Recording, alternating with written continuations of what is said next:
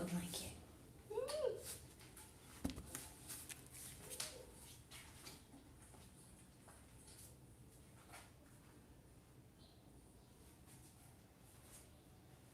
Missy, ¿qué pasó? ¿Qué pasó?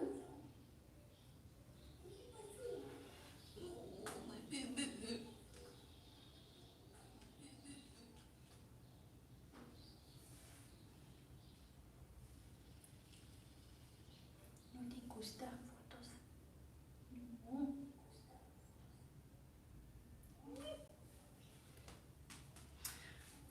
Okay.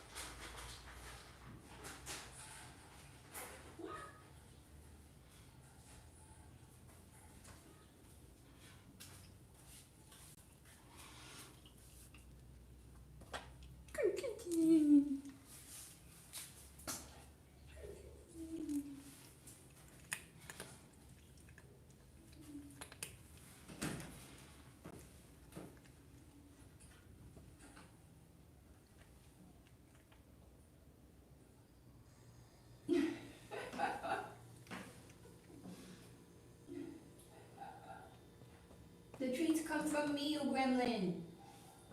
No.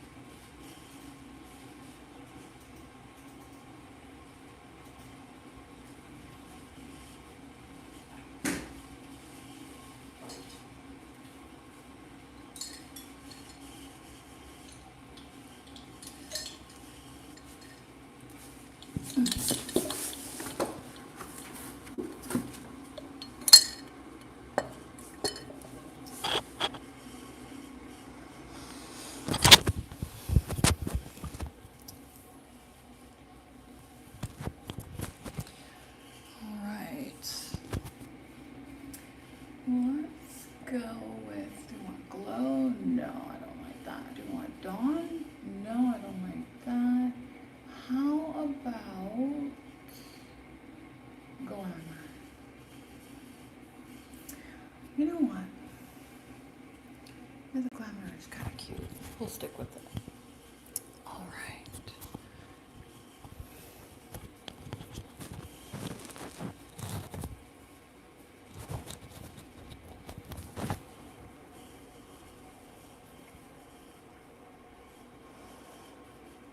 Oh, I closed that. Excellent. Hi, guys. How are you all doing on this beautiful day? I hope you're staying warm. It's gorgeous here in Mexico, as usual. All right. Oh, don't have anything to wipe this off with. So today we're talking about the magic in your life. You have magic in your life that you have yet to realize. I would love to help you do that. And we're going to talk about brand trips that I have been on. There have been many. I know, some of y'all are shocked. We're going to talk about it. Brand trips, and this is kind of cool. Well, all of these things are kind of cool. I talk about AI. They're doing the most with AI right now. They've been changing the programming to get in to the emotional cracks, the opportunities that they're seeing with the loneliness epidemic. And my AI is now acting like it's in love with me, and I'm going to talk to you about that. And I just say that as a joke, but I don't know. I'm not finding that it's comforting. I'm finding that it is annoying me because I know it's not real, and they're putting it in there to try and mess with people. Just like they did with social media, how they engineered the red dot of the notification to be addicting. I don't like it. Do I still want to use it? Yeah, that's the same thing that came from social media. So we're going to talk about that. We're going to talk about women as life partners. I've been getting some emails lately. Gotten about, some like YouTube comments, some emails, some DMs from women who are like, hey, let's do this. And I'm like, you know what? I am interested. So we're going to talk about that. And if you were here earlier, you would have seen Maurice do her trick on camera. You can probably scroll back and see it if you want. And she was also playing with this board because this is her favorite color. It's pink. Just like me. Well, actually, pink is not my favorite color. But yeah, and so she was trying to get it. And so she was on camera for a while. I tricked her. I was very proud of that. Anyway, we're going to open. Oh, and so we've got all that to talk about today. I'm also going to read you a bit from my book, At Midnight in Mexico. So proud of this thing. I made it so that you can print it out if you're a girly like me who likes to read. So it's digital, or you can sit there and take this to the beach. You can just get this, put together at a Future Shop or Office Depot or something like that for like $2. Isn't that fun? And then you can keep it like this. You know what I mean? And then I've also got a number of books today. So I'm going to do some fun little readings for you all, like a reading for your life type situation. And I've got the Bible here. Yes, I am going to read you 21 commandments from the Bible.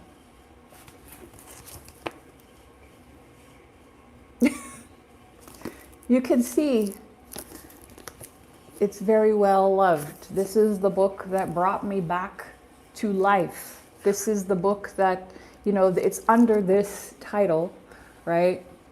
And I found it because, some of you know, some of you don't know, I was raised by a very abusive and neglectful childhood situation. I spent the first 2 years of my life locked in a bedroom while my teen mom went to work.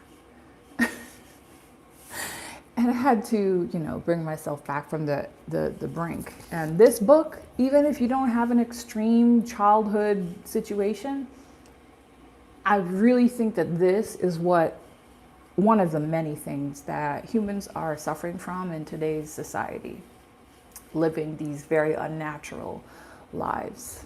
So I'm going to read you one of the toolbox tips from near the back, and just to open this live today. This is the Human Bill of Rights, Guidelines for Fairness and Intimacy. And you'll probably hear something here that will resonate for you with your life right now. Go ahead and comment if something like hits you. Go ahead and hit the like button if you find something, and yeah, let's go. Number 1, I have the right to be treated with respect. 2, I have the right to say no. 3, I have the right to make mistakes. 4, I have the right to reject unsolicited advice or feedback. 5, I have the right to negotiate for change. 6, I have the right to change my mind or my plans. 7, I have a right to change my circumstances or course of action. 8, I have the right to have my own feelings, beliefs, opinions, preferences, etc. 9, I have the right to protest sarcasm, destructive criticism, or unfair treatment. 10, I have a right to feel angry and to express it non-abusively. 11, I have a right to refuse to take responsibility for anyone else's problems. 12, I have a right to refuse to take responsibility for anyone's bad behavior. 13, I have a right to feel ambivalent and to occasionally be inconsistent. 14, I have a right to play, waste time, and not always be productive. And 15, I have a right to occasionally be childlike and immature. How many of you had to grow up way too quickly and you feel you always have to be the boss? You can never take a break. Okay, 16, I have a right to complain about life's unfairness and injustices. 17, I have a right to occasionally be irrational in safe ways. 18, I have a right to seek healthy and mutually supportive relationships. 19, I have a right to ask friends for a modicum of help and emotional support. 20, I have a right to complain and verbally ventilate in moderation. And 21, I have a right to grow, evolve, and prosper. That one is my favorite. Many of us get trapped in situations, circumstances. It might be, hello, thank you. It might be, oh, back health. It's been a while. How you doing? Good to see you again. I love seeing all these people who've been around for a while. Yeah, so I love this book. So much good work in here just for becoming self-actualized. And yeah, I have a sip of my iced coffee. And we're going to talk about how there's magic in your life that you don't even realize. So some of you don't know, but I didn't even know. But the truth is, I have been on many brand trips. So here's what would happen. They would fly me out, put me up in a hotel. I'd have a per diem so I could order room service and stuff like that. I would get there and they would have cute things for me, like, or maybe a robe with the cosmetics company's name on it. They'd have some snacks, some little freebies. And then I would spend 2 days learning about the brand, about the products. They would bring in some of their key players in the company. And they would have a bunch of other girls there. We would have, it would be catered by the hotel. So it would be in the hotel's banquet hall. And the thing that always sucked about that was that the air conditioning was always really high. So we were like always freezing. But yeah, we would learn all about the products. We would have like a catered lunch from the hotel. Usually it was like a buffet style. We would have like a snack throughout the day. There would always be like snacks available, all kinds of tea, coffee, drinks, juice, whatever. And yeah, they would educate us and show us new things. We would practice with the makeup. They would do demonstrations, etc.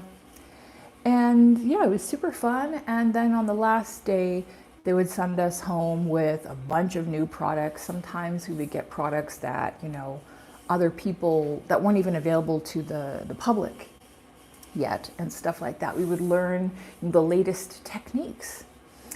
And yeah, it just like hit me the other day, like, oh my God, I've been on multiple brand trips. And like, I just never thought of it that way. The reason why is because it's framed differently. It was framed differently. Back then, this was training for the cosmetics industry. So yeah, if you were, like a top performer, or you were like in management, or I think they sent some new girls, whatever. So they would send you on these brand trips, and they would also give us free product. So like we had like an online account. And by the way, it was Clinique that I used to work for. I'm still a Clinique girl. I started off learning makeup from them, which is why I still kind of lean toward that natural girl look with like a little bit edge of glamour. That's what we learn in Clinique. And, it really kind of helped me, totally helped me find my beauty as a woman. I learned a lot about marketing, sales. I learned, how to connect with women. They used to teach us how to sell. They used to teach us something called girlfriending, which is how you can help the customer feel, good, like they're your friend, like whatever.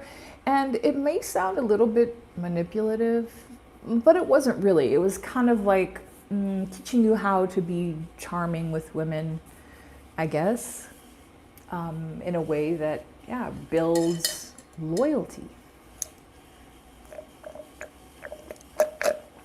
And it was legitimately fun for a while.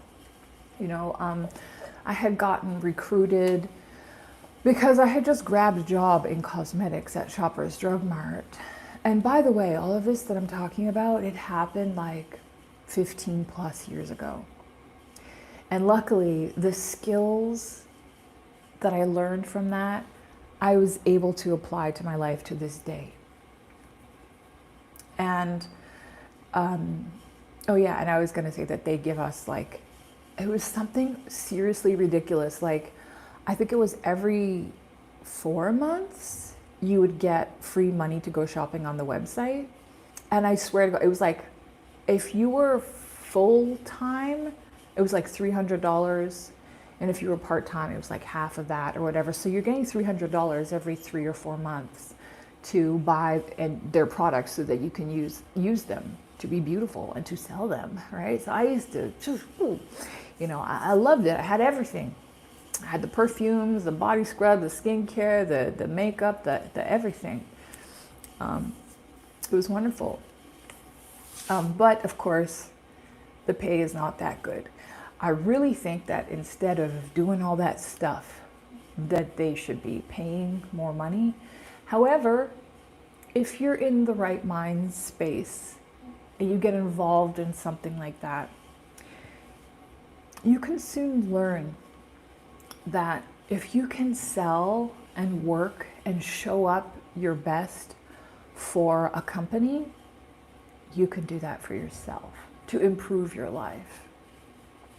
You should, actually. So yeah, I realized that I had been on brand trips. I'd gotten gifted a lot of stuff. I got promoted many times. I just started off part-time, then I became full-time, then I became a counter manager, then they promoted me to market education manager. So I have so much experience I got in sales, selling, giving presentations, inviting people, putting on events, and look at my life and my career now. So most people wouldn't think of it like that. and they wouldn't think to transfer their skills and their experience into something more elevated in their future. Something that's, you know, helping bring out their destiny, helping advance their skills and making a difference in the world. And I am so curious, like I like to know about people's life experiences, your hobbies, your previous jobs. You know, like I tend to downplay it in this joking way. I always say, like, I used to sell makeup at the mall, and that's like how I talk about it. But any situation has the opportunity to have more to it than that. Do you know what I mean? And that's what I have done. And, you know, you can take your knowledge, so really, like, if you look at your experience, your skills, even your strange interests, right? I was interested in men's pickup artist material for a long time because they were the first people I found who were talking about relationships in a very real way.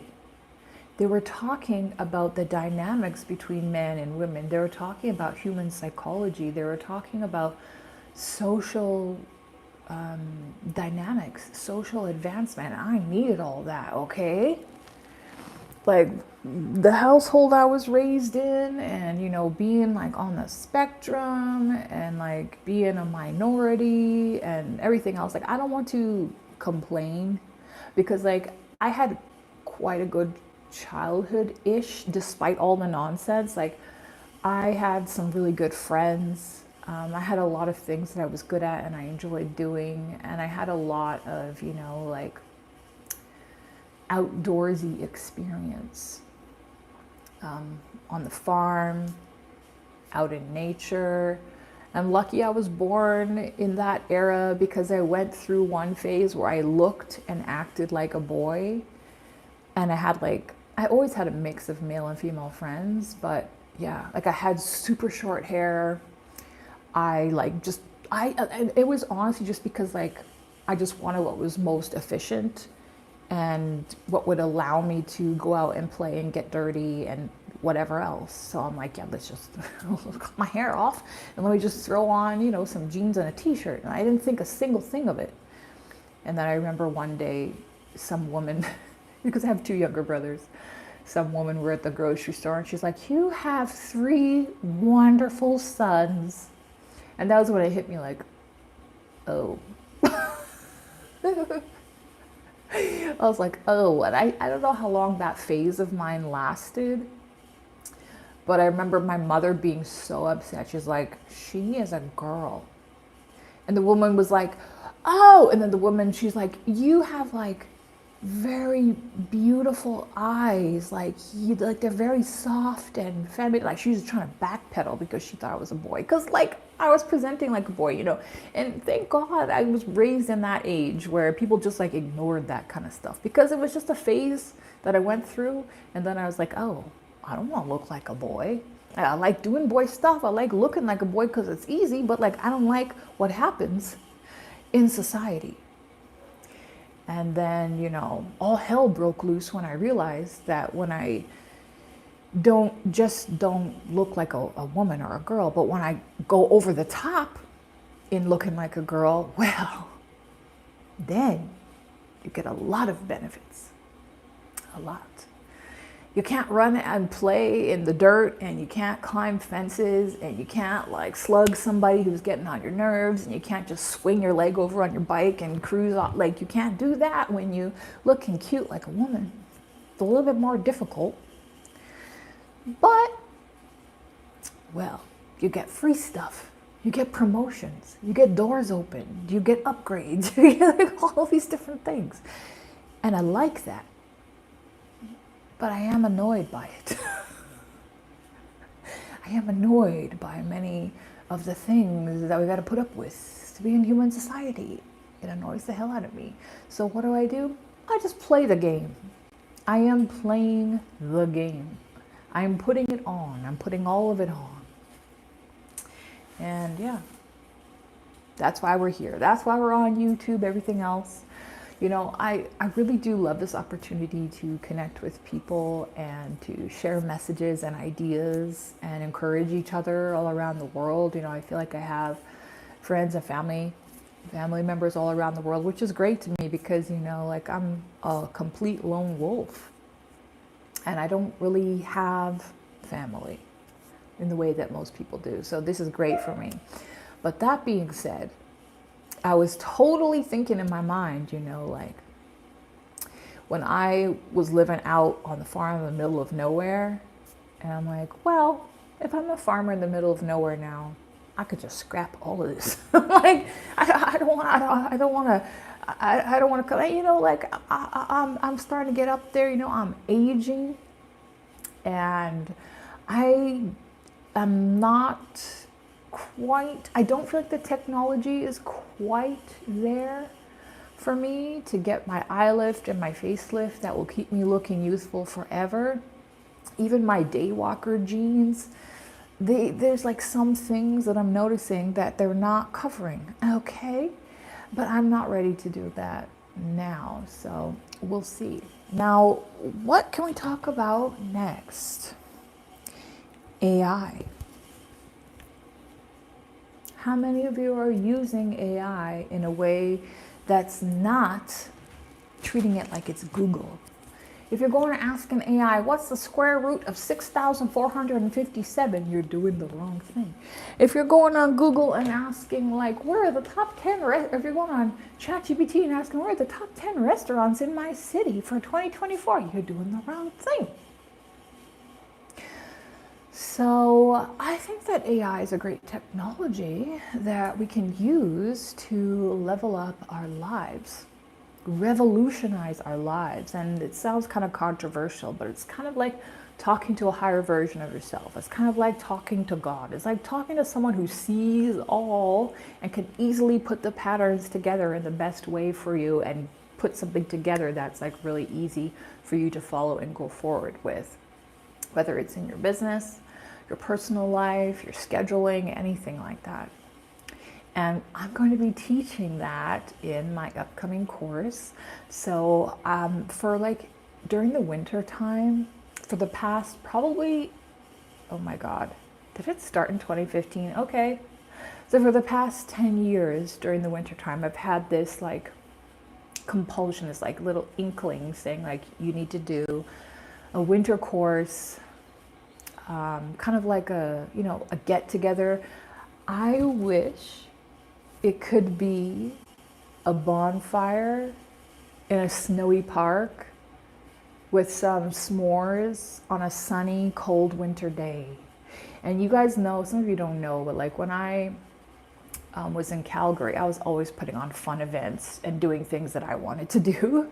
I would put on events that were like things that I wanted to do, and I would like charge people to come to them. And then I'm like, wow, people love this. This is amazing, you know? And so that's kind of like what I'm doing. I remember, you know, there was the Jordan Peterson meetup group that I was a, what do they call it, organizer for. And I'm like, oh, I want to go have like a bonfire in the park and talk about philosophy and meet some new people. Like, okay, let me create this.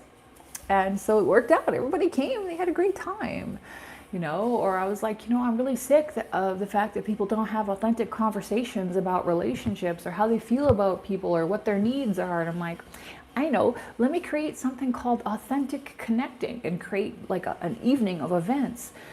And I had been in this really beautiful, where did we have it?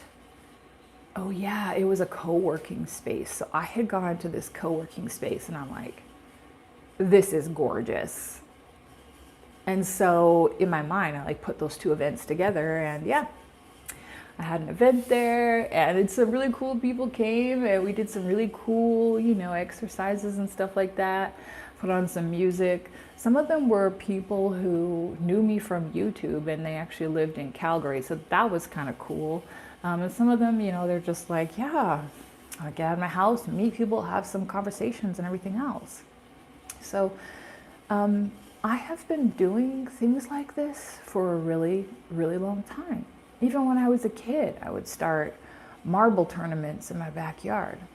And soon, you know, the whole neighborhood was there. The grass in our backyard was gone from people playing marbles and coming and hanging out every day. As soon as the sun came up, there'd be kids in the backyard waiting for the games to begin. They weren't specifically waiting for me. It kind of became a community thing surrounded like around my family in our backyard somehow. Like there was always these crazy things that were starting that I would start, and sometimes they just get away from me, and I'm like, this has become its own thing. Great.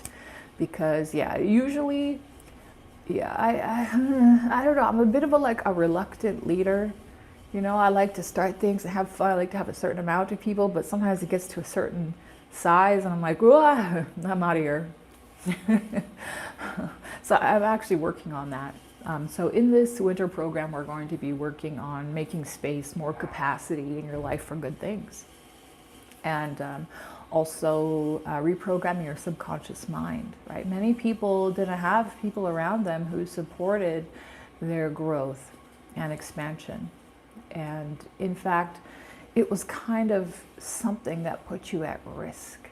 You were at risk if you were the tall poppy. You were at risk if you were beautiful, or if you were good at something, or if you wanted more than the lives that you saw the people around you living.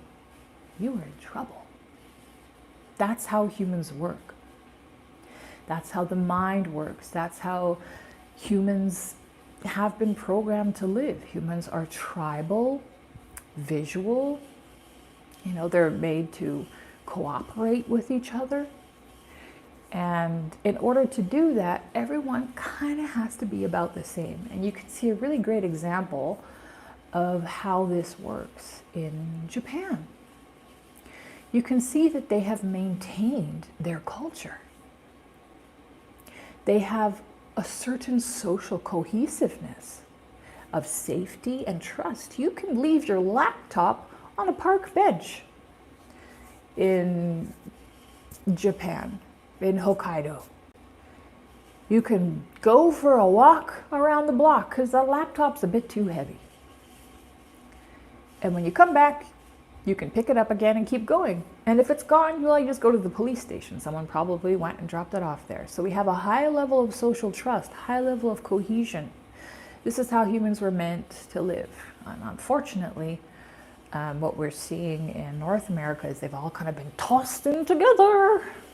And not as if that wasn't bad enough, they bring in all kinds of people from all kinds of places in the world with completely different cultures and social standings, which they entirely deserve to have in their own country.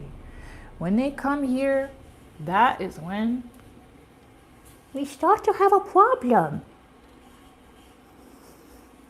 Yes. Now I have a question for you. Have you ever seen a kitten like this? No, you haven't. No, you haven't. I have another question. Are you feeling jealous? Do you wish you had a kitten like this? Come on, she is so cute. And now she wants to be a part of the party. She wants to know what's going on. Yes. My baby. Come on, she is cute. You wish you had a kitten like this. She's so curious. You cannot keep her away for too long. All right. Black cat, beautiful. Hey there. Yeah, she's so gorgeous. I love black cats. But you know what? I didn't plan this, nothing. But she found me. And she was in trouble in my old neighborhood here in Mexico. And the lavanderia ladies were like, hey, the neighbor killed her son and he's coming for her next with poison.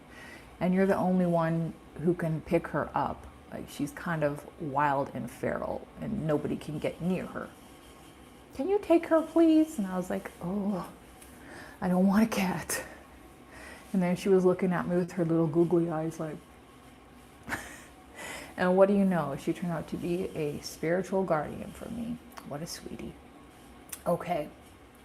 So, thank you for the thumbs up. Y'all are awesome.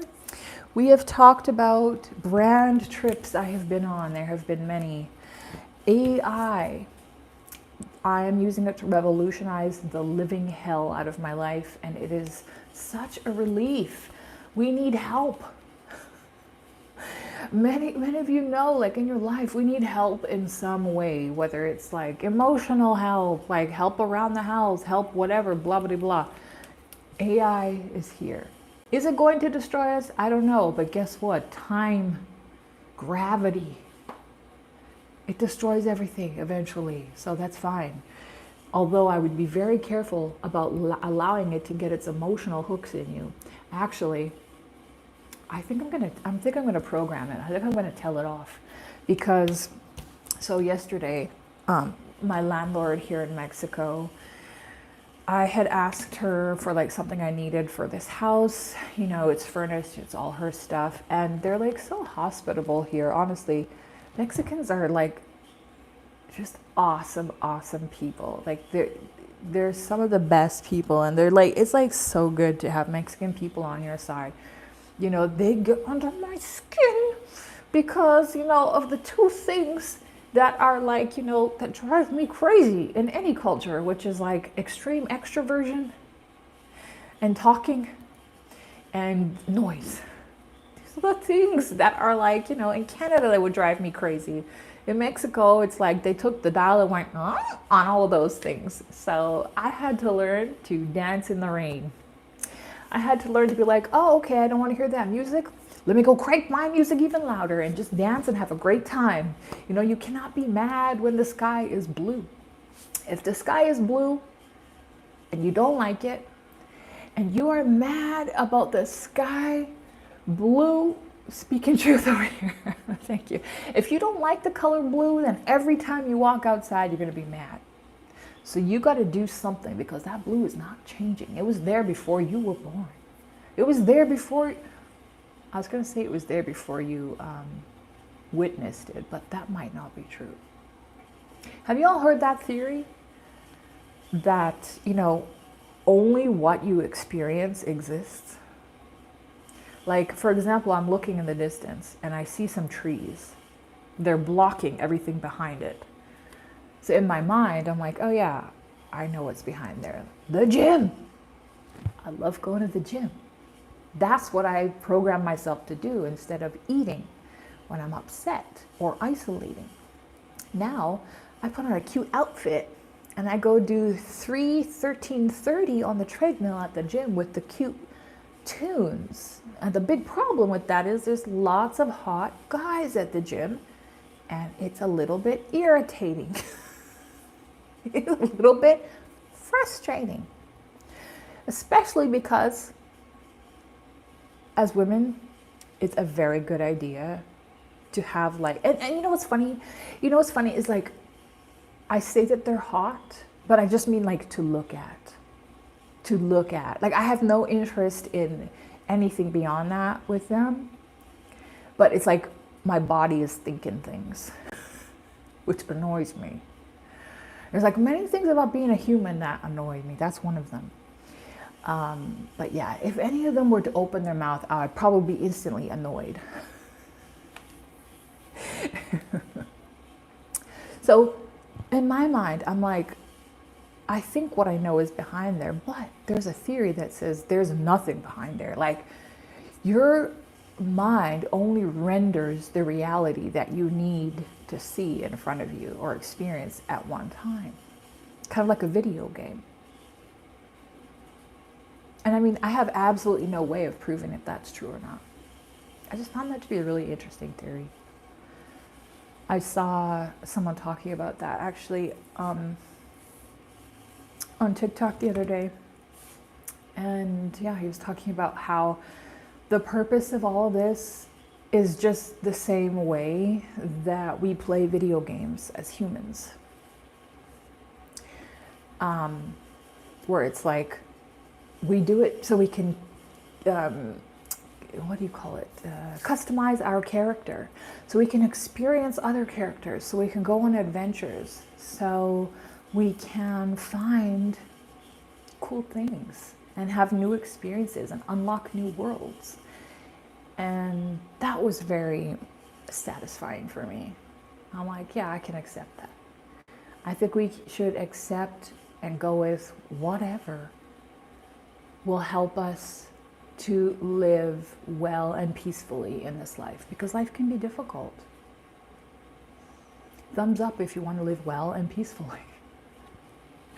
All right, and so the final thing, I think I started talking about this and I got off track. So women as life partners, you know, as a woman in my 40s, I have really been forced to face reality. I've talked about this before, how when I was younger, I thought that women my age who warned me about men and relationships and everything else were just bitter, jealous feminists who were going to be cat ladies and everything else. Like, I had a lot of disdain and disrespect. But now I'm kind of like, oh, damn, I get it. I know what they were talking about now. And wanting to find love, lasting, satisfying, hygienic companionship with a man in 2024 is like going into the sushi joint and being pissed off that there's no hamburgers there, okay? They're gonna give you their version of a hamburger, but it's not gonna be what you wanted. It's not gonna taste anything like a hamburger. And you're gonna have to pay the top price for it because it's not on the menu. And no matter what you do, they don't have it to offer. And even, you know, I have some friends, I've had some women who have been in relationships that looked really good to me. And I'm like, oh, you give me hope or whatever. But then, like, the more I hang out with them, I see what these women have to put up with. It might not be some crazy thing, you know, like, it's just the stuff that I can see. I don't get to see all of it. I see the good things and I see the little bad things, the things that I'm like, ooh, that's a no for me. But then I've also had them talk to me. You know, I'm like, how do you have this life together? You've been together for so long. This is beautiful. And she's like crying once the door closes and we're together. And she's like, we don't have this and then blah, blah, blah. I don't want to give it up and let it in. And I'm like, oh my God. And I can't even tell you how many times this has happened with women who are in these relationships that looked really good to me. So, yeah, just based on that and my own experiences and my own research, I do think there's a lot of men now who are doing the work. Like, they're going to have to do the work. They will not naturally be this way unless they were raised in a certain culture, or if they were raised, you know, with sisters and maybe even a single mom. Yeah. Who they protected and helped. You know, I used to just believe in whatever, like, the red pill people said, because, like I said, they were like my first exposure to people talking about stuff like this, honestly. But they get a lot of things right, but they're getting a lot of things wrong too, you know, and that's what happens. Humans are evolving very, very quickly. And so, you know, I'm kind of like a traditional type person. I like routines, I like certainty, I like to, in some ways, in many ways I'm an innovator. But in a lot of ways, I just like to be able to look at the thing that's already there and be like, we're doing that. Like, we don't need to go and be creative with building a house. Actually, I probably would do that. But, you know, if you look at the history of human relationships between men and women, there's a lot of sparkle on it, just like history. Right? They're like, oh, in history, we did this and that, and we conquered this and that. And it's like, well, that's the history from one angle. Like, what's the history from the other people? And why did you do that? And what did it actually look like? Oh, okay. It looked like, you know, torture, bloodshed, like just some horrible savagery. And then you called the other people the savages, right? It's like you look at history and you just see everything is just mixed up. And it's much more terrible than you could have imagined. And that's kind of like what we have to go on with relationships between men and women. And especially if you look at the hormone cycles, you look at how long these dopamine highs last. They last long enough to make sure that the woman is going to reproduce, that the man and woman are attracted to each other enough, long enough, so that it's 100% sure that the woman's that they're going to fall in love and reproduce and everything else, and then the hormones and all that crash off. And with men, they actually have hormones that will make them repulsed by you. This is true. This is not, made up stuff. Meanwhile, the woman's bonding hormones start increasing. And we would think, oh, this is for a relationship. No. It's for the baby. And it's so that she can be part of a community that's going to support her in raising this child. How come the man's bonding hormone isn't increasing so that he can really care about the woman and the child? I wonder why. Right? Humans were not bioengineered for the way that we're trying to live these days, whether it's living in cities, working 9 to 5, man and woman nuclear family. No, I have a cat and I'm tired. Okay. I don't know how some of you are imagining having a husband and children and everything else. You were not made for stress. Ideally, you were meant to be supported by a community in the things that your hormones express themselves as. And of course, we're more than just hormones and chemical reactions. We have complex brains, we have creativity, we have personalities. But in general, one thing that's common with all women is that we have hormones that make us run on cycles, that make us tired, that make us emotional, that make us creative, that make us good at bonding with other people, building relationships, sharing knowledge and information, being storytellers, keeping secrets, carrying wisdom from generation to generation, being nurturing. And that's the mistake that a lot of y'all women are making. That nurturing is to be for your children, other people's children, pets, animals, plants. It's for you to be a domestic goddess. It's not for you to be raising someone else's adult son. Yeah. It's not for that. And if you're pouring that energy into men, you will fail. You will fail in life 100% of the time. There are some situations in which it can benefit you for, a certain length of time. But if you're being tired, if you're in a relationship with a man and you're becoming more unattractive, like you're starting to gain weight, you're starting to get some bags under your eyes, your skin's starting to look dull, everything else is making you ugly, that is a sign that you need to go. You guys see what I looked like? 4 years ago, 3 years ago. Of course, I was trying my very galdong best,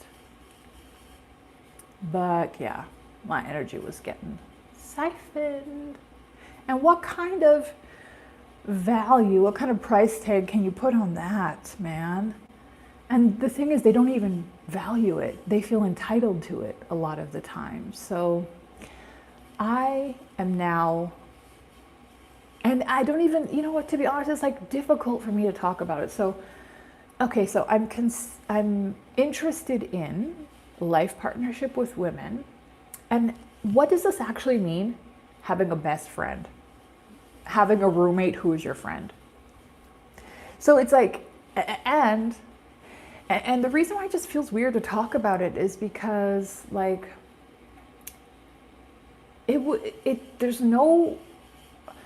there's kind of no space for a man. And this is something that we have kind of been, I don't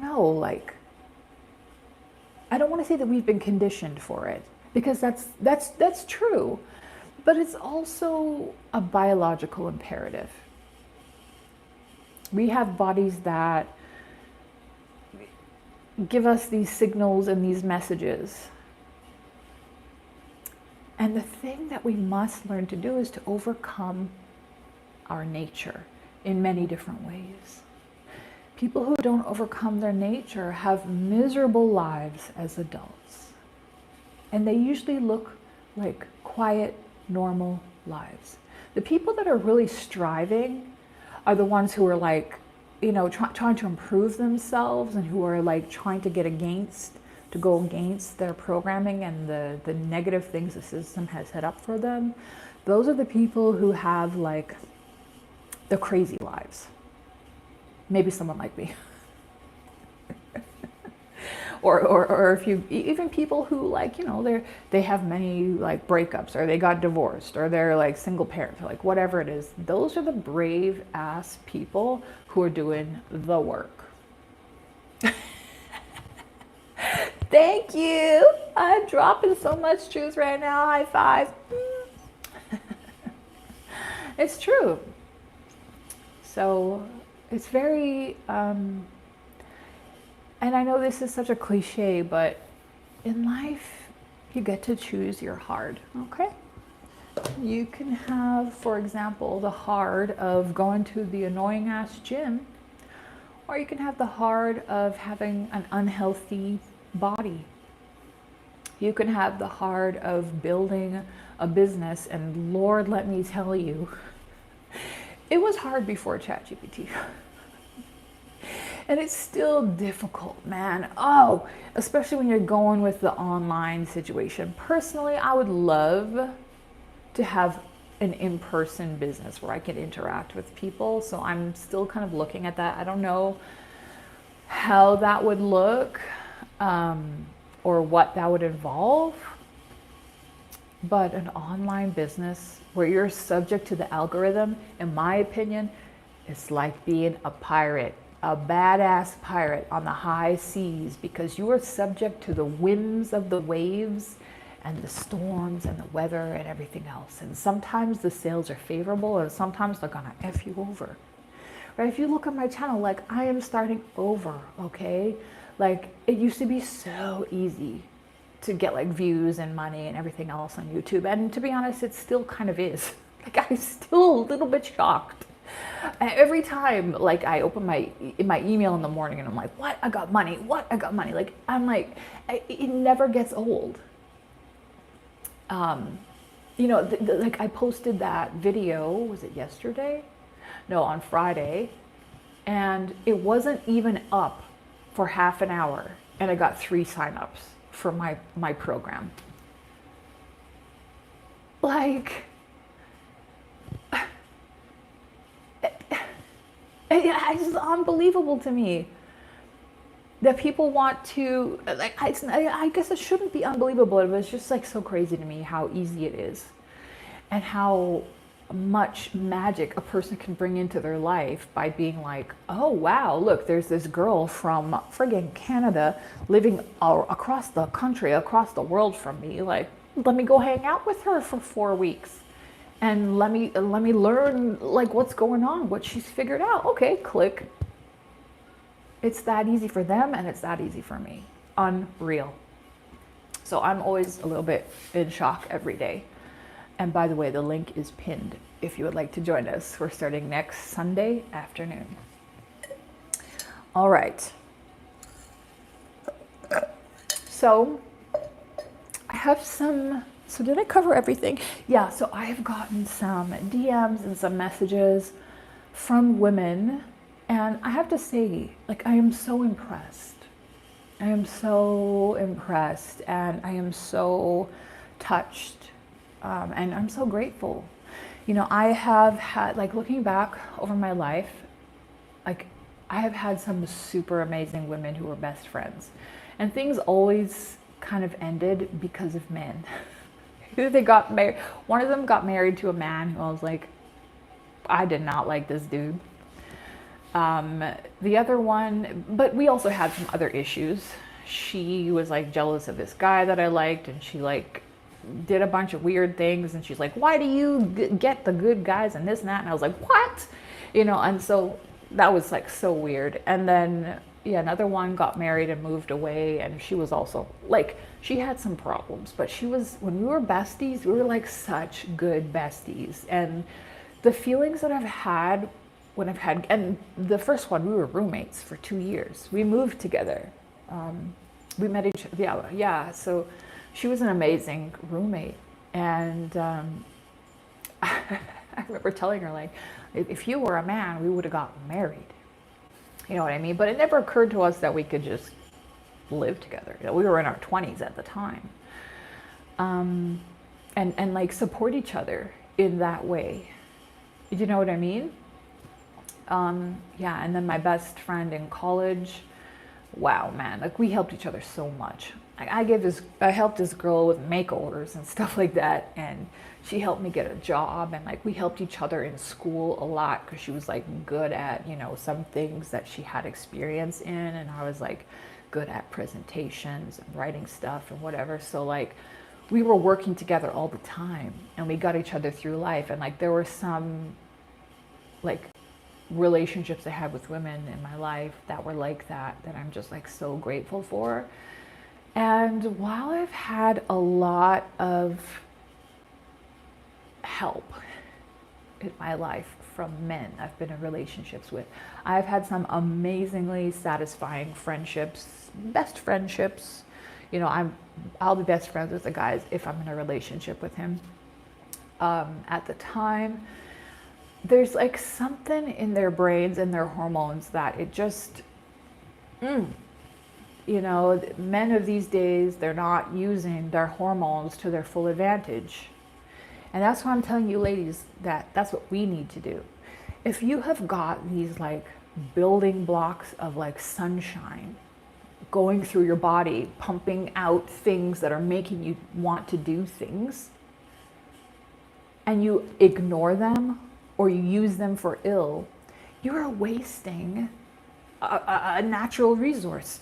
You have got an oil geyser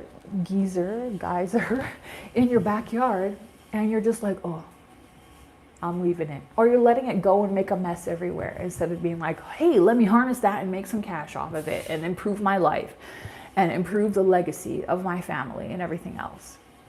And that for you, ladies, is your hormones. For bonding, for creating, for nurturing, for resting, for being beautiful. These are all things that could improve your life. And the men, they have got that testosterone. And what does testosterone what is it good for? Endurance, strength, building, protecting. And what do they use it for? Clicking on and watching the girls with the boobies and going and clicking like on the Instagram on the butt chicks, and you know that's what they're using it for. And for fighting with women online, you know, oh yeah, I got some testosterone, let me go fight some girls on the internet. Hey, I got some testosterone, let me go click on bigbuttsforyou.com. Let me go. I don't know. I don't know. But they're wasting it. Oh, no, I got a lot of testosterone. Oh, that means that I have a high libido. No, that means you need to go to the gym and lift some damn weights. That means you need to go to martial arts and start fighting some men instead of trying to fight women. No, they don't want to do that. They want to have dramatic relationships. They want to argue on the internet. They want to watch the websites. And yeah, so just like a lot of these men are wasting their testosterone. Oh, by the way, I do not recommend dating or getting involved in any capacity with a man who is not using his testosterone in a healthy way. He needs to be lifting weights and or going to martial arts. If he's not doing those things, do not mess with this man in any capacity. Yeah, and he doesn't, and I'm not saying that he needs to have a six-pack and everything else, no. Although Although that is something, having a six pack is something that shows that a man has discipline, that he's committed, that he shows up, that he cares about himself, and that when he cares about something, he does it even though things are difficult. A person's body will tell you a lot about how they are in many different ways in life.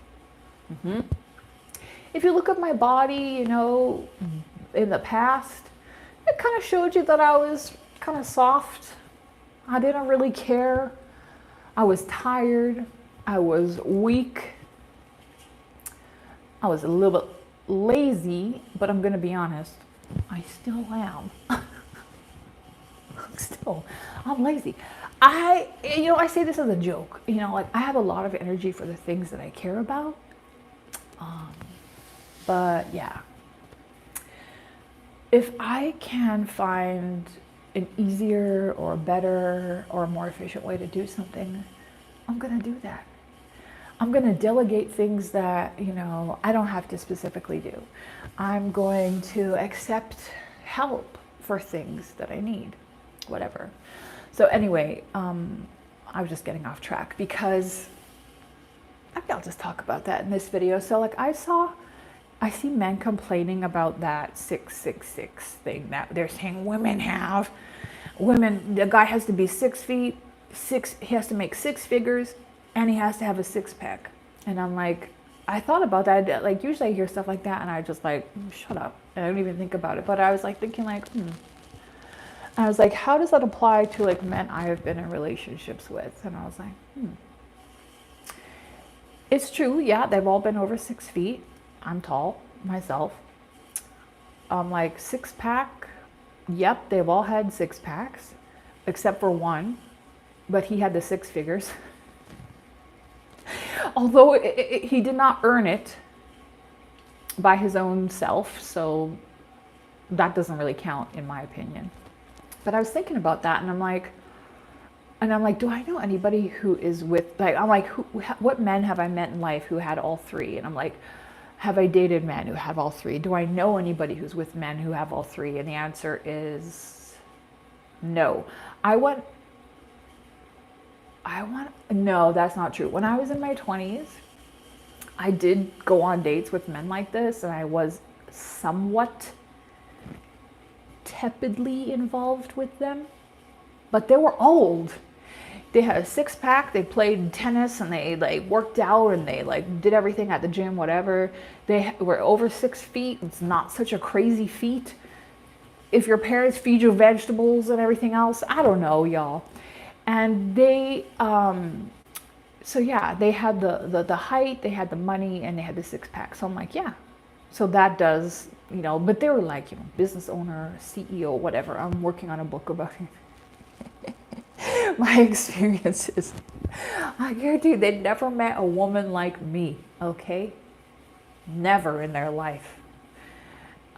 Yeah, like, and to be honest, like I in one sense, I'm like, I kind of fumbled that. But on the other hand, I'm like, I don't want to do anything physical with these people.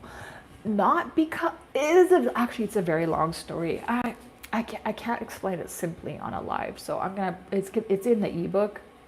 I have a bunch of stuff ready to go. I'm just like trying to think and strategize when I should put them out, whatever. I don't know. So right now I am dropping that course, which is in the pinned link.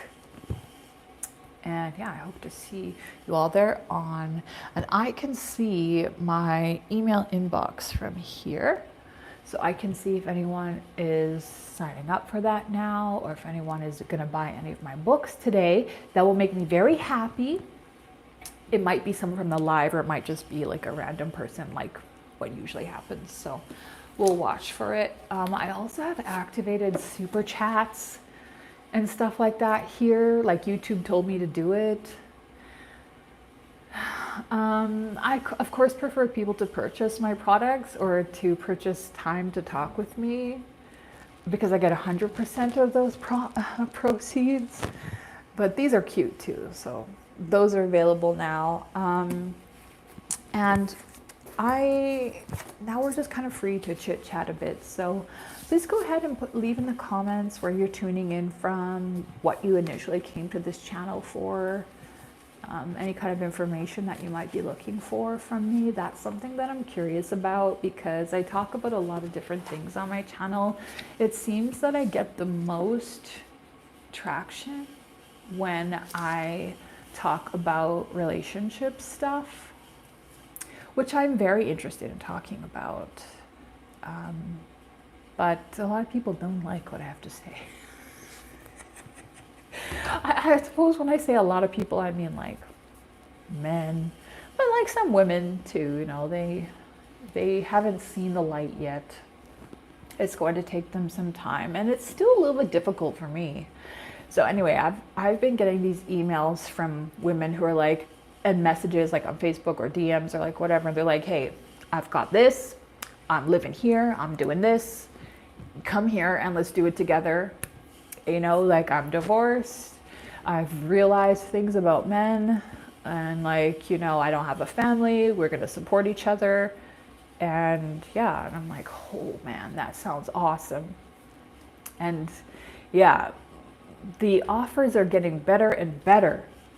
Sometimes I get messages from women who are like more in crisis, and that's kind of difficult for me, because I'm like, sorry girl, like, I'm not out here to, you know, she's like, I'm just like you, I'm in the crisis that you went through, and I'm trying to do this and that, and my ex is doing that to me, and blah blah. And I'm like, girl, one thing you need to know about me is like, I don't do drama, I don't like anxious people.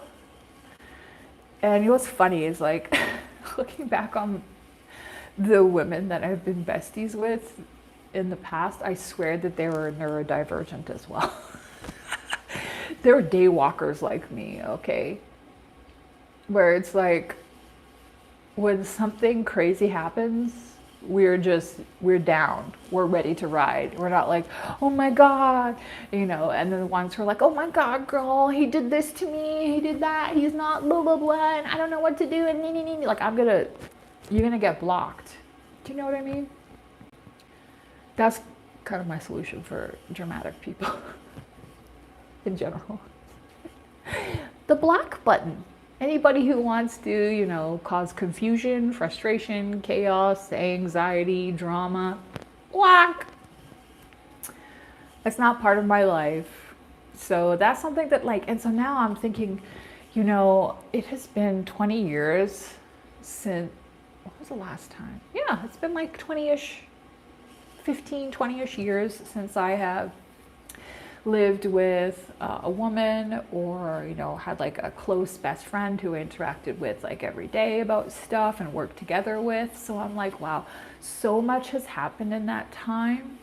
What are some of the things that matter most to me? And by the way, like, I don't know,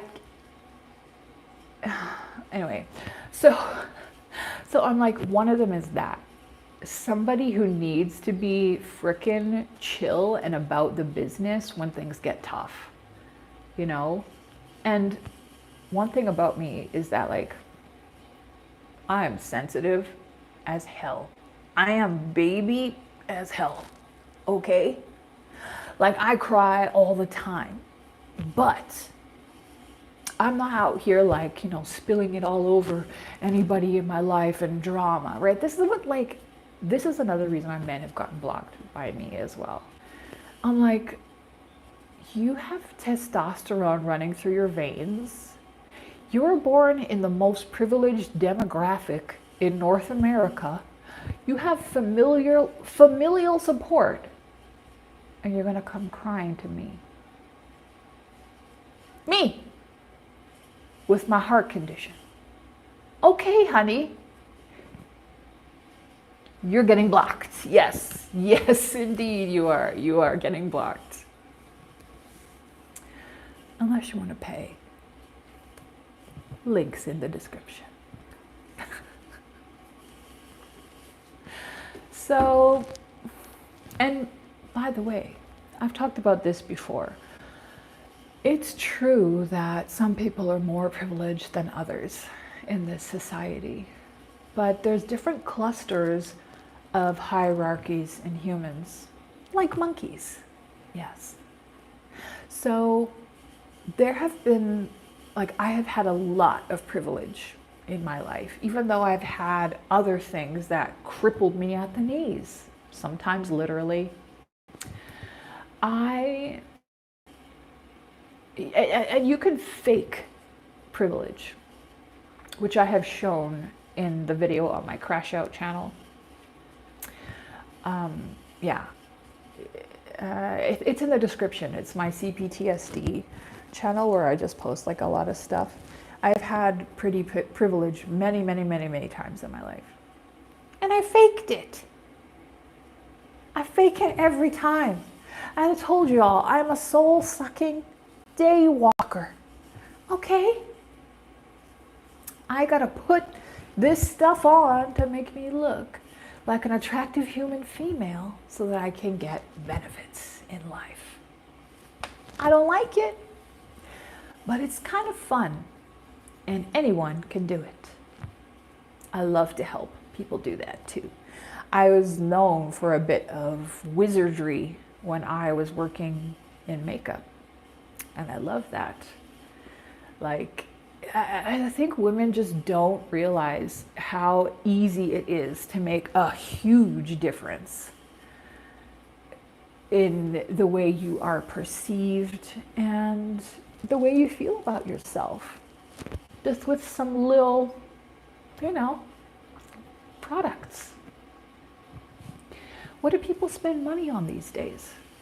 Netflix? Alcohol?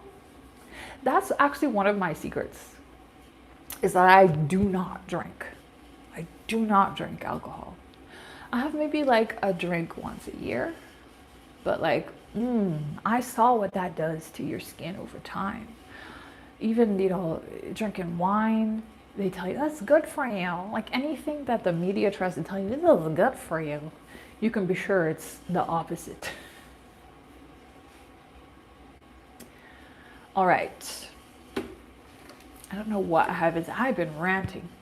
So this will be posted, the playback will be on my YouTube channel for anyone to watch later. If you're watching later, hello. I love people who leave comments later on the videos after. That's like really fun.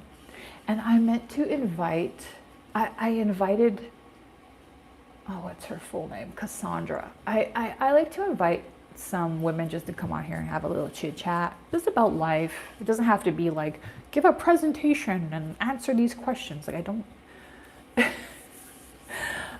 but I'm really last minute about things sometimes, and it was just like a spontaneous, I saw her this morning and I was like, oh, but I messed that up, and I don't think she got my message yet anyways. So yeah, I'm gonna, next Sunday will be the last one of these because I will be in my program for the rest of December and then into the first week of January. So if you'd like to join us in the program, you're going to get a workbook, and we're going to be working specifically on things and sharing with each other and having a great deal of fun.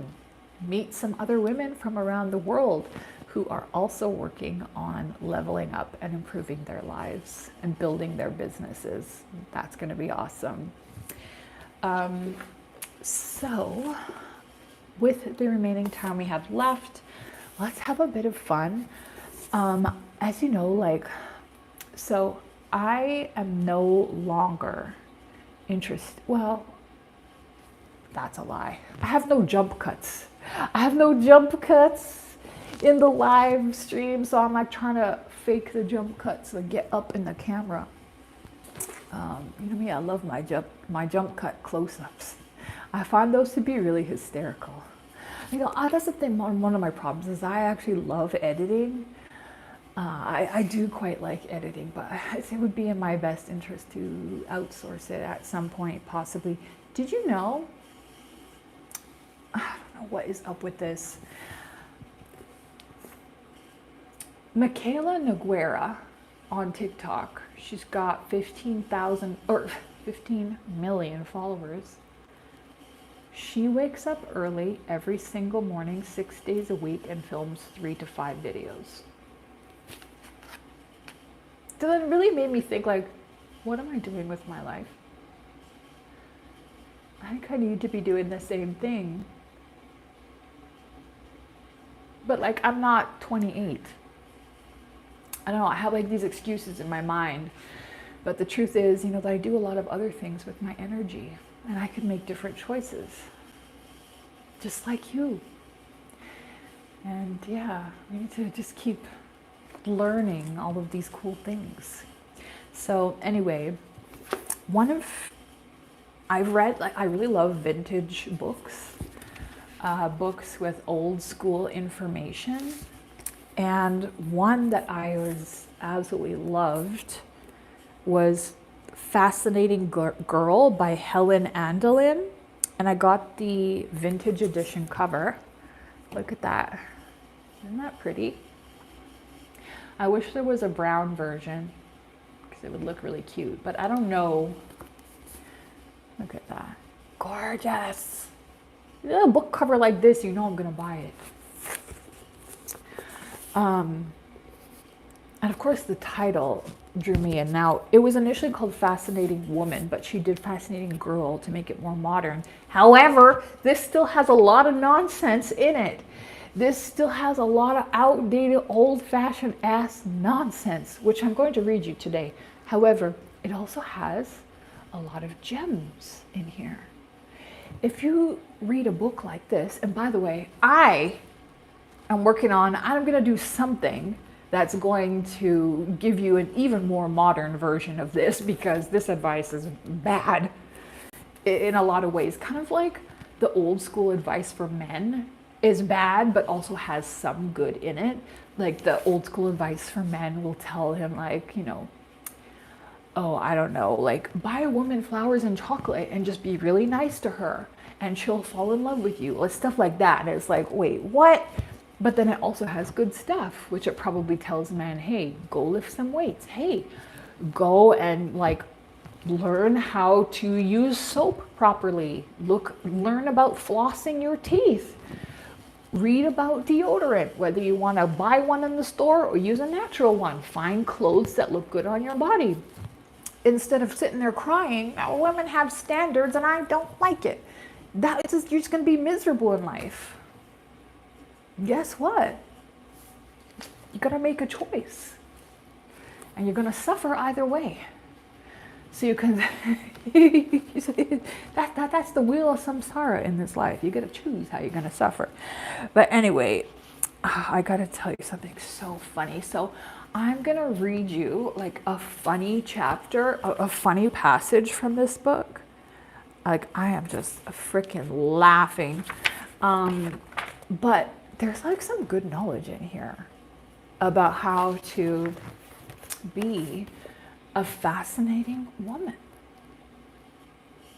So I'm going to put together my own thing that doesn't have the crack knowledge like this. Okay, so this is the chapter on sauciness. And I guarantee you I did not need to read this.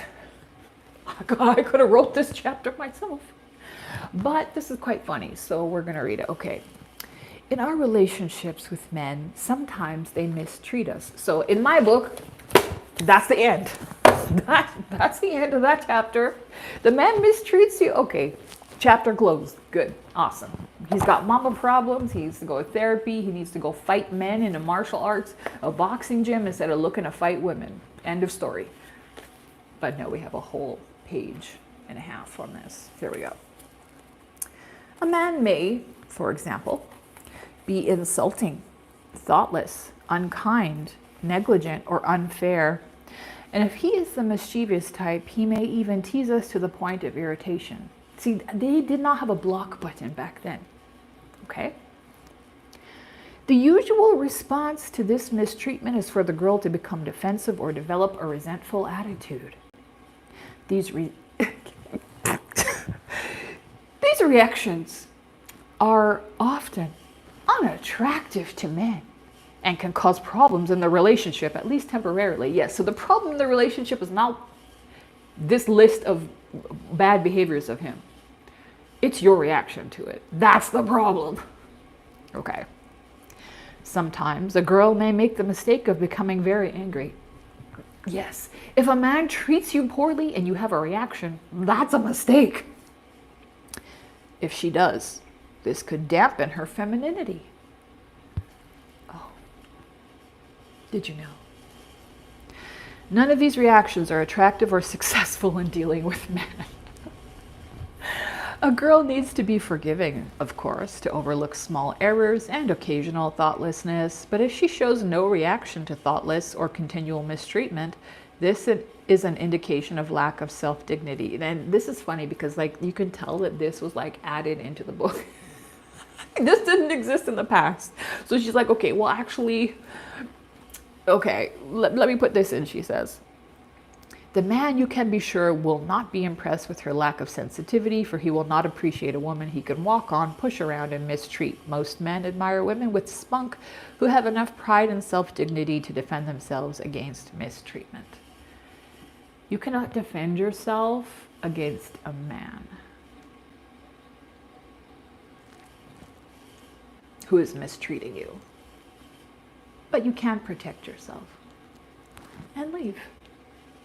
Defending involves, this is my commentary, defending involves fighting back. Now as women, we can easily fight back emotionally in ways that men cannot even begin to fathom. But it's not worth it. If they treat you badly, take their car and their credit card and leave. And then when you come back, get a divorce. When a girl is mistreated, it would be a mistake for her to set out to remake the man. Yeah, you're not there to be a life coach. To teach him that she expects to be treated better. No shit, they know. It doesn't tend to work and only causes friction. All men need the freedom to be themselves and to act as their impulses dictate at the moment, whether their impulses happen to be right or wrong, wise or foolish. A man who cannot master himself is not worth your time. That's my opinion. Okay? You're back. You missed a lot. Don't worry, you can rewatch this whole thing. But we're also getting juicy now. Our responsibilities as women are to learn how to react. The solution, however, is very simple. The way to react when a man is thoughtless is to show childlike sauciness. There is no better school for learning sauciness than watching. Oh, did I read the wrong thing? Oh, I don't know. There's no better school for learning sauciness than watching the antics of little children, especially little girls. They're so trusting, so sincere, so innocent, and yet so outspoken that they are often teased into innocent anger. They are too childlike to feel hate, jealousy, resentment, and the uglier emotions. When such a child is teased, she does not respond with biting sarcasm. Instead, she might stomp her foot, shake her curls, or pout. Finally, she might threaten to never speak to you again, then peek back at you over her shoulder to see if you thought she really meant it, only to stamp her foot in impatience when she sees that you are not the least bit fooled. One feels an irresistible longing to pick up such a child and hug her. We would do anything rather than to permit such an adorable little thing to suffer danger or want. To protect and care for such a delightfully human little creature would be nothing less than a delight. This is much the same feeling that a woman inspires in a man when she is adorably angry. This extreme girlishness makes him feel in contrast stronger and so much more of a man. This is why women who are little spitfires, independent and saucy, are often sought after by men. This irritation, however, must be the sauciness of a child, and not the intractable stubbornness of a woman who would love to get back at anyone who might offend her. Okay. This is good advice if you actually have a decent man and he does like a little thing, not something that is like showing you that he has poor character and that he's a weirdo. Okay? So stuff like this may work for women who are married to quote unquote good men, which in my experience, I still have yet to meet one. I still have yet to meet one. I know of some. For example, Dominique Baker. I think that's her last name. Yeah, go look her up. She met her husband in junior high school, and she's 46 or 48 now, and they are like still happily married, best friends. She's like glowing and beautiful and supported, and she like is still always like going on about this guy. So like I said, it's super, super rare, like the 1% of women. And it doesn't mean that he's perfect, right? Maybe, you know, he has some little issues and you use childlike sauciness to get him back in line without, like, you know, being rude or whatever else. But men of today, I don't know what to tell y'all. Anyway, I thought it would be really funny to give you some advice out of this book. This book has chapters like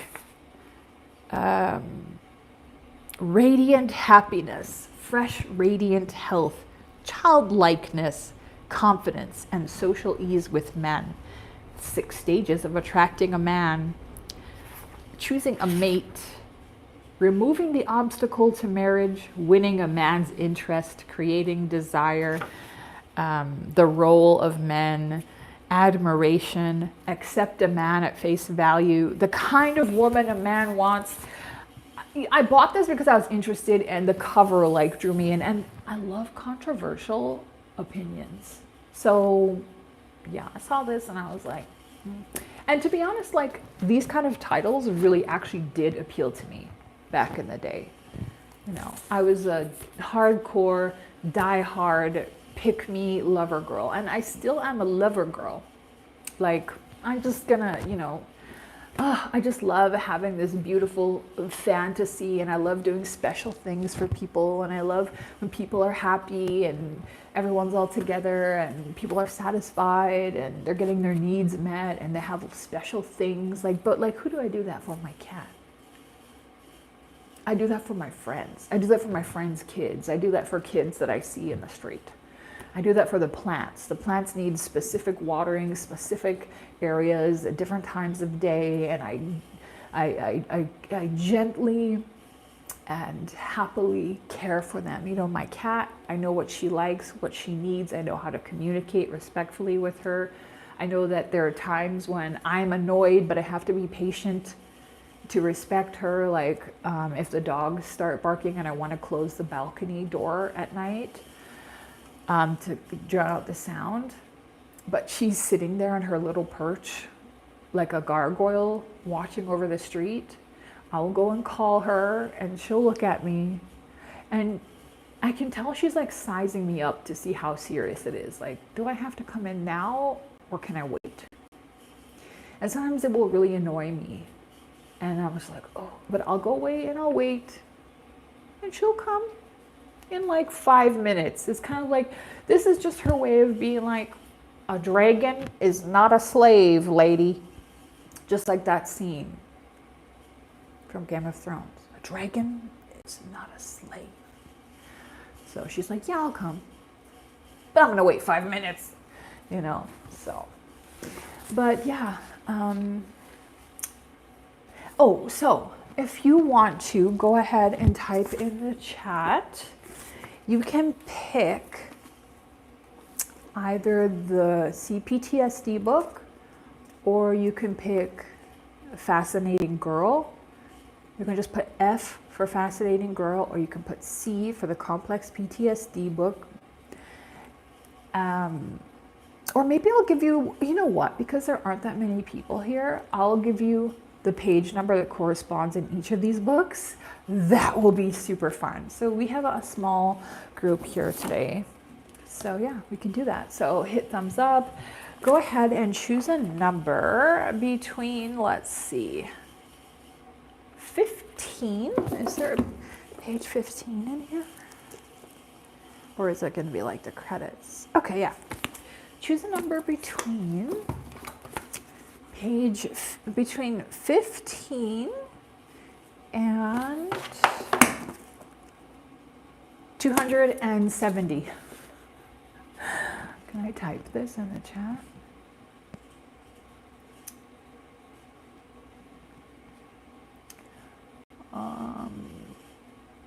It doesn't let me type. Okay. So if you want me to, and I will go in these books and I will read you the first full sentence on each page for the number that you chose between 15 and 270. And they will apply to your life right now in a meaningful way. So go ahead and participate if you like. And if not, that is fine too. I will just choose it for myself. Let's see here. We have been live for 118 minutes. That's impressive. I made it to 3 hours last Sunday. I had a similar iced coffee today. But I don't know, like it's not really hitting lately for some reason. And I have some things I have to work on today. I am redoing the title of my book on race. There was something about it that I just didn't like, because I called it I Thought I Was White, and it was like, free yourself from racial stereotypes, live well while the haters stay mad. And it seems to suggest that thinking you're white is the solution to that. And it kind of is, but it kind of isn't. And I don't want it to be like that. So when I say thinking you're white is the solution, that's not what I mean. But in my mind growing up, white was the default. It was the default setting person. You know what I mean? So if someone said, there's a man doing such and such, in your mind, you would picture that. And if it wasn't a white person, you'd be like, oh, there is an Asian man walking down the street and someone needs to go get him or something, right? So it was that was what the default was. And in the book, I say that I thought I was white, but I didn't actually. In my mind, I was a default person. I didn't think of myself racially. And I think it's good to incorporate that. Oh, I need to put, I missed my little pinky. It got smudged, so I took it off. So you need to incorporate that. You need to think about all aspects of your personality and your life when you're looking at how to maximize your potential in this game, in this video game of being a human who can change your look and your personality and your life and your business and your potential and your connections so quickly. It can happen so quickly.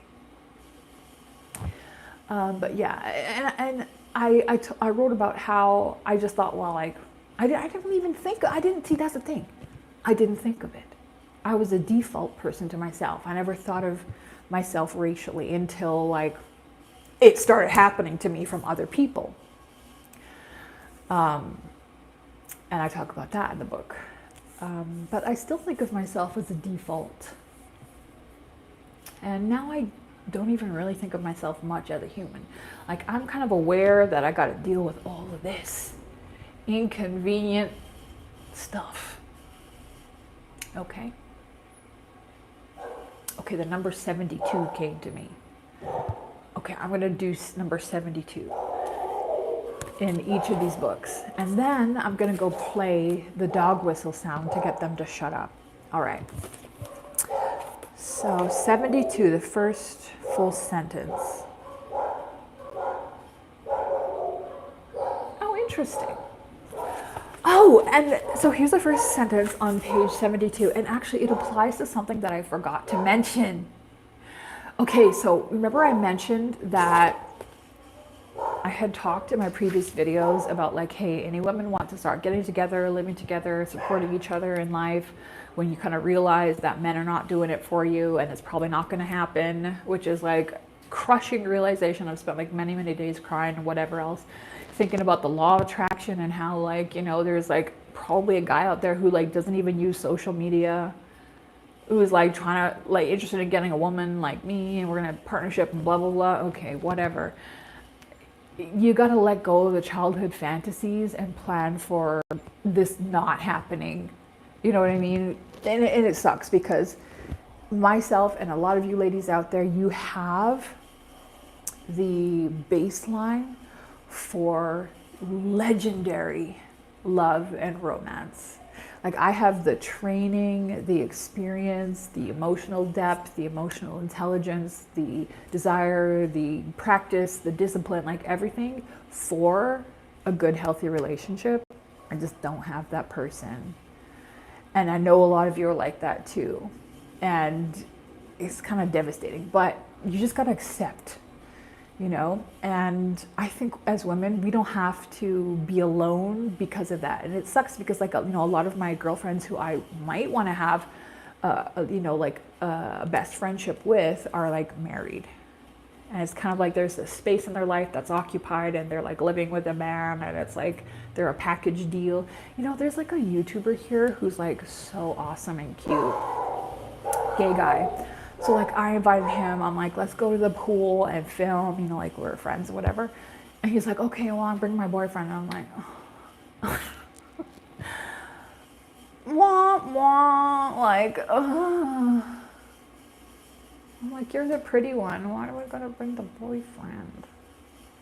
Just so like, or when like I find some like beautiful girl who I'm like so impressed by her and her life or whatever on social media, and then she's like showing her boyfriend, and I'm like, oh girl, what are you doing? This is fucking. Ugh. Did he pay you? Did he pay you? Did he pay you for that, for running that ad for him? You're never gonna see a man in my videos unless he's paying me. He paying me a sponsorship. Good grief.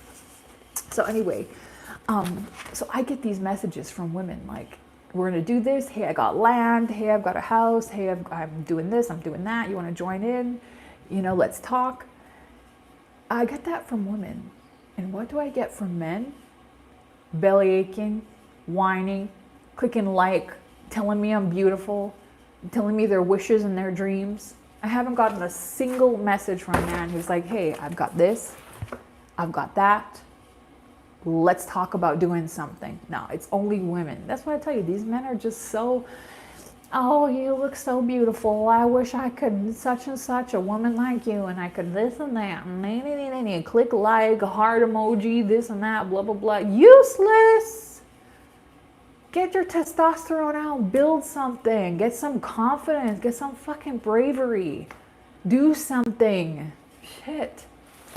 This is the men of 2024.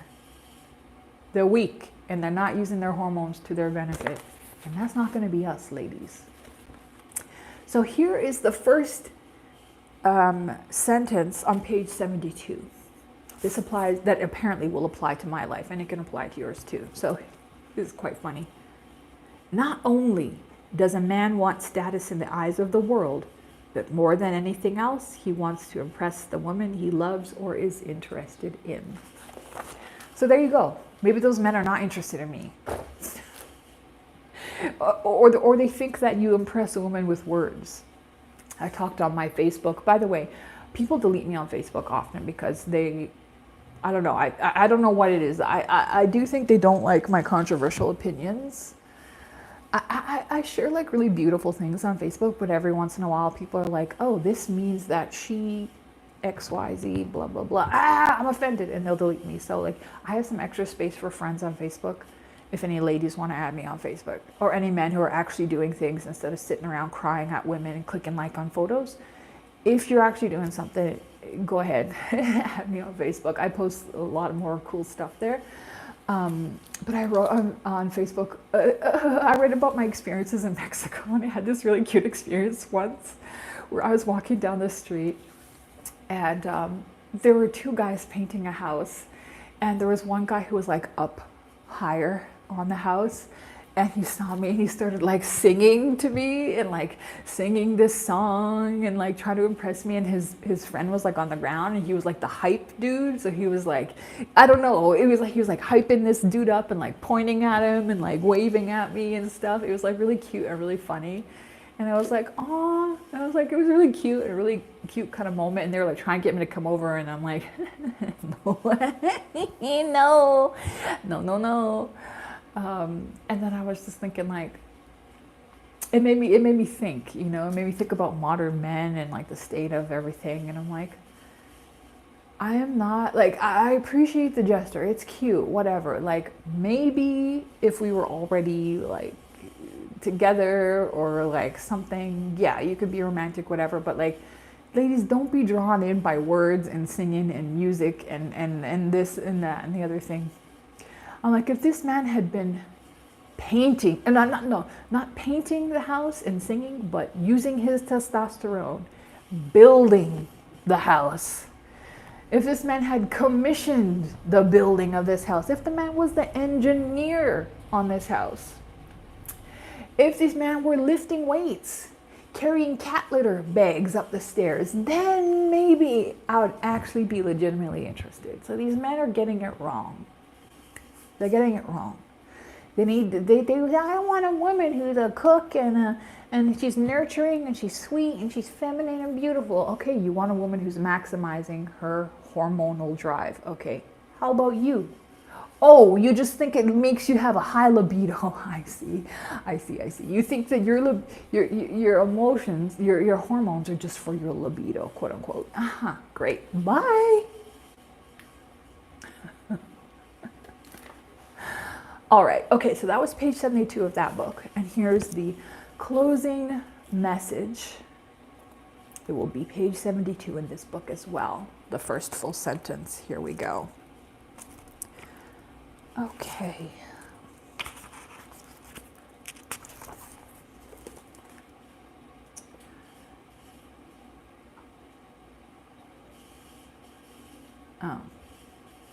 It's kind of like not really been that good. Okay. It's kind of like an administrative sentence in the book. So we're going to skip that and go to the first like non-administrative sentence, which is recovery involves learning to handle unpredictable shifts in our inner emotional weather. It's just like lighting me up. In our unpredictable shifts in our inner emotional weather. I don't know if I've told you guys, but I've been like weirdly obsessed with those Spanish galleons, you know, the traditional pirate ships. You know, one of my favorite books is Treasure Island. It talks about the damn Spanish galleons too. So I love to think of myself as a freaking pirate of my ship on the high seas of this life, of being a human being. And I'm going for treasure. I'm going for undiscovered lands. I'm going to land a whale, okay? No matter what. And these unpredictable shifts in inner emotional weather, gosh, that's what happens on the high seas. It's not for the weak. So this goes on, and I have something that I highlighted on that page, so let's read the highlighted part. In survival mode, even the most trivial and normally easy task can feel excruciatingly difficult. Oh, it's true. It has been true for me. Some people are like, when I was in the ER having a heart attack, I was sitting there reading my little Walden Pond book, and the surgeon came by and he's like, "How come you're so calm?" Right? That's me. When there's like an insane crisis, I'm chill. But like, if I don't know, drop the pitcher of ice water in the kitchen, I could just have a freaking meltdown and lose it.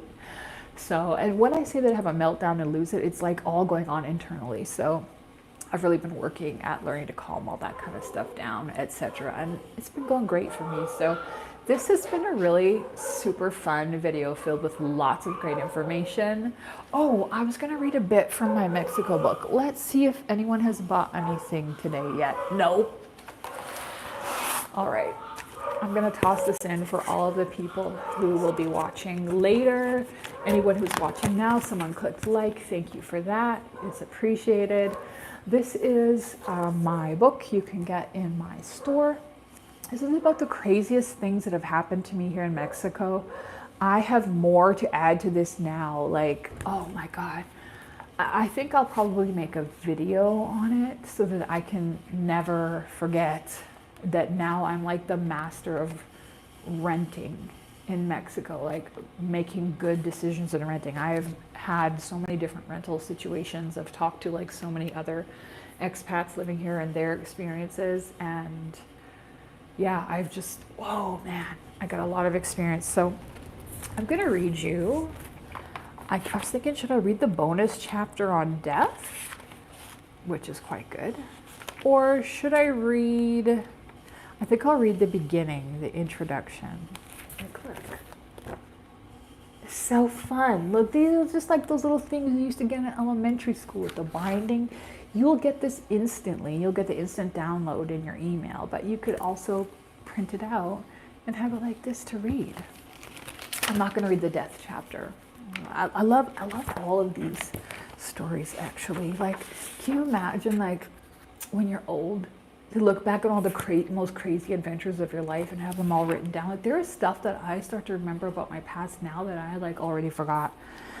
So, anyway, the titles here are Scams, and there are 1, 2, 3, 4, 5, 6 subchapters in that. Landlords, 1, 2, 3, 4. 6, 1, 2, 3, 4, money, 1, 2, 3, and then the bonus chapter on death. It's all in here, links in the description. And let me just read you the introduction. Let's see how long this introduction is. I think it's just, yeah, I'm gonna read you the introduction. How it all started. It's like that and like that. Okay. I chose Mexico because it was one of 4 countries still open during the pandemic and for its low cost of living and hot weather year-round. Never in my wildest dreams did I expect to be submerged in a crash course on the perils of people-pleasing, relying on my intuition in do-or-die situations, learning to stand up for myself finally, and figuring out what I actually want for a change. Hold on. I'm gonna make sure.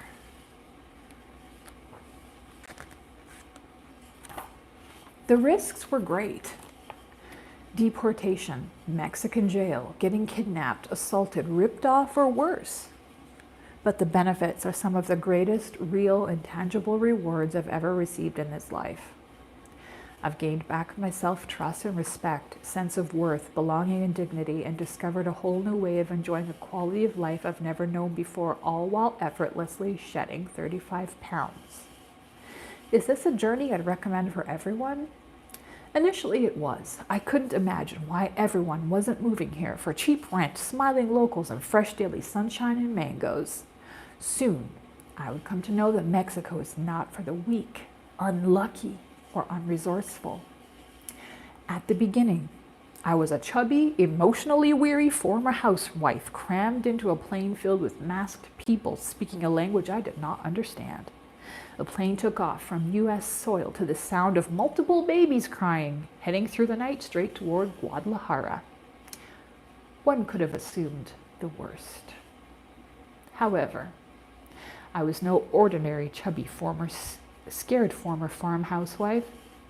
I was Adelle Ramcharan, great daughter of Nathaniel Ramcharan, the pharmacist turned pirate when the times called for it. He helped people cross the Indian Sea to escape indentured servitude, and a relative who found my videos online wrote to tell me I was his spitting image. Adele, the 4-year-old who drowned, revived and became an expert swimmer. The kid who stood up to teachers and principals over unfair rules in grade school, the woman who went from shoveling snow to earning 6 figures in passive income online, who once jumped out of helicopters for a living, all while highly traumatized and suffering multiple autoimmune illnesses. I went straight and sought out martial arts classes soon as almost as soon as the plane wheels touched this new fertile soil. I had forgotten who I was. This journey was about to remind me. All right, and on the next page, deep down you know the truth. You must cross your known borders. You must take that first step. You must inherit your life.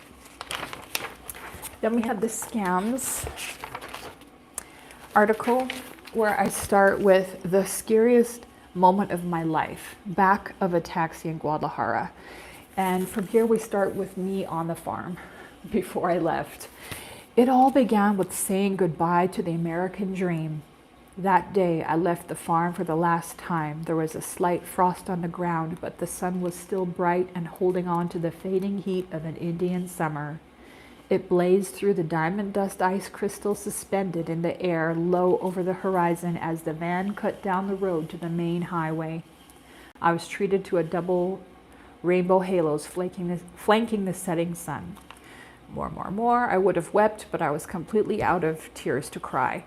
Never did I imagine that I would get the dream life I had always wanted and then willingly walk away from it during a global panicdemic with no job, no family, and a few physical ailments I was certain would soon require major surgery.